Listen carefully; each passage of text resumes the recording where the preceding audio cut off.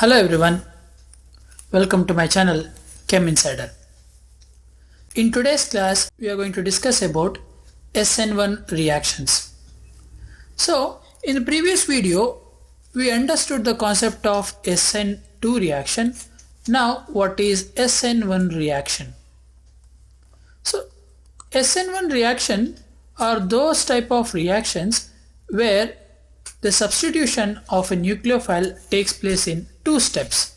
Like for example, whenever the carbon atom containing a haloalkane is crowded, or in general we can say if it is a secondary or a tertiary carbon, these particular carbon atoms, like for example tertiary butyl halide, will undergo nucleophilic substitution through SN1 mechanism.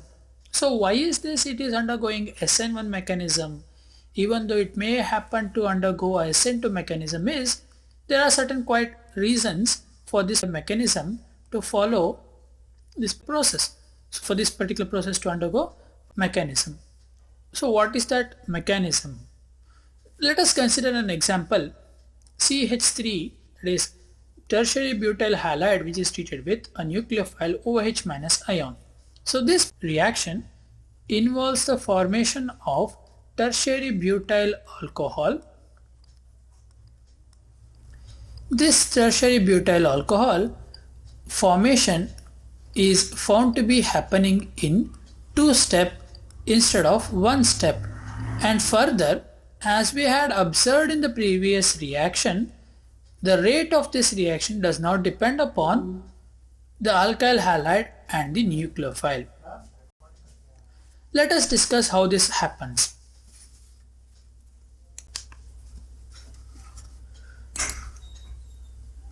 Now if you take an example, say carbon which is having 3 methyl groups attached to it, like this.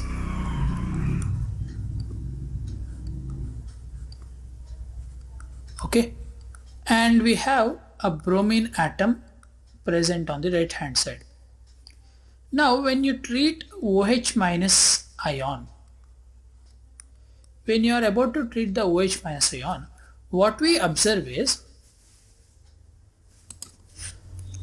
if the OH minus ion tries to attack from the rear side, that is the opposite end, as it did in the SN2 mechanism, since we have the 3 CH3 groups present attached to the carbon atom, the OH minus ion will be repelled because of this complete crowding, okay, which is called shielding effect.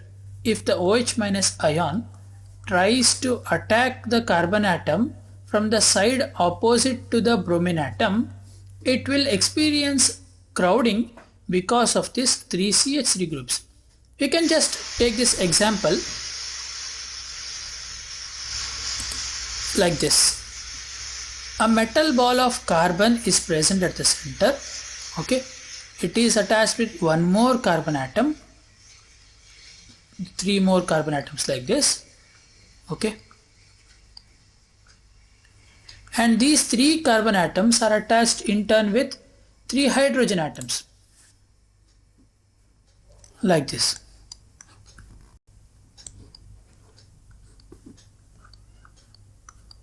So when you treat the nucleophile OH minus ion, this nucleophile OH minus ion will be repelled by the 3 CH3 groups, methyl groups present. Therefore, the OH minus ion can only attack this carbon atom from the side where this bromine atom is attached to the carbon. But we have one more problem over there. The bromine atom will reflect the OH minus ion. So therefore what we say is, if a nucleophilic substitution has to take place in a tertiary carbon atom, first we have to prepare a carbocation which is been ready to accept a nucleophile.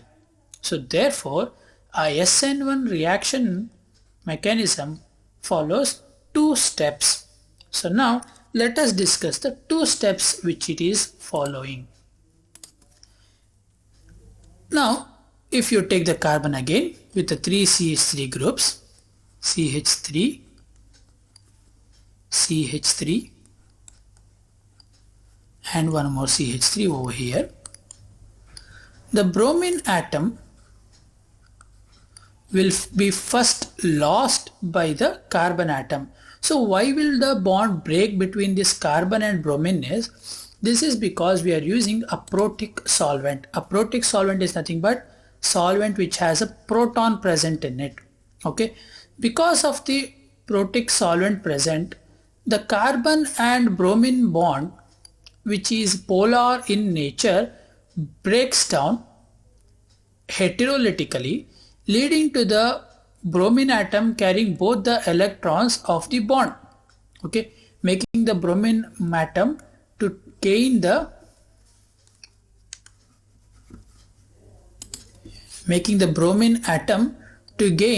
both the electron from the bond breaking and leading to the formation of a carbocation, that is carbon with a positive charge. So this carbocation, since it has 3 more CH3 groups attached to it, is said to be more stable. Okay, that is because this carbocation positive charge can be resonated among the 3 other methyl carbons. So therefore this particular carbocation is said to be more stable.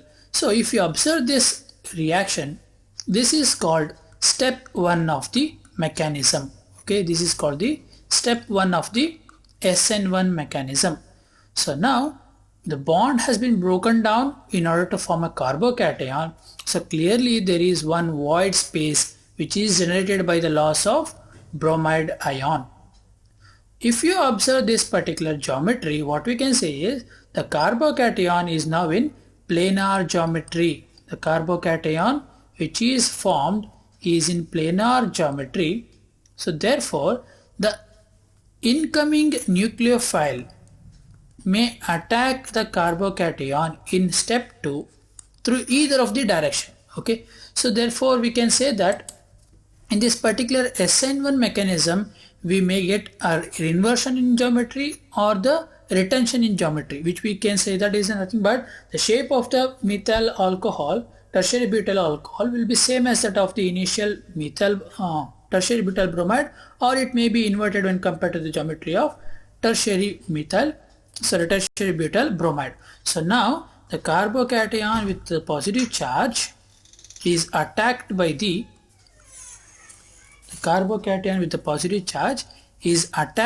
nucleophile from either of the direction, which is quite possible because of the planar geometry of the carbocation.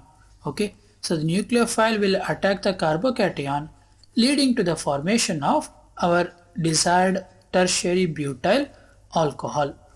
Okay, so this particular step is the second step of the process, second step of the SN1 mechanism. So why is this called SN1? The reason we call this particular mechanism as SN1 because if you observe the step 1, I wrote front arrow and a backwards arrow, whereas in the step 2 I just wrote the forward arrow, right?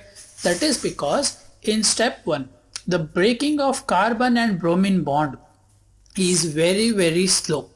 The breaking of carbon and bromine bond is very slow. That is because it is formed by that the breakage is initiated by a protic solvent present in it, and further the bond being a polar bond, the bond breaking has been initiated, and this particular bond breakage initiated is quite slow.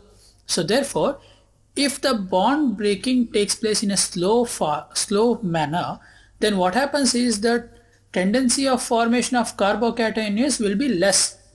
If there is no formation of carbocation at all, then we won't have the step 2. So what we can say is, if and only if the step 1 is possible, we can observe the step 2. So therefore clearly the rate of the reaction which is undergoing SN1 mechanism, the rate of an SN1 mechanism of the reaction depends only on the concentration of the reactant present in step 1. That is nothing but our CH3 thrice CBr.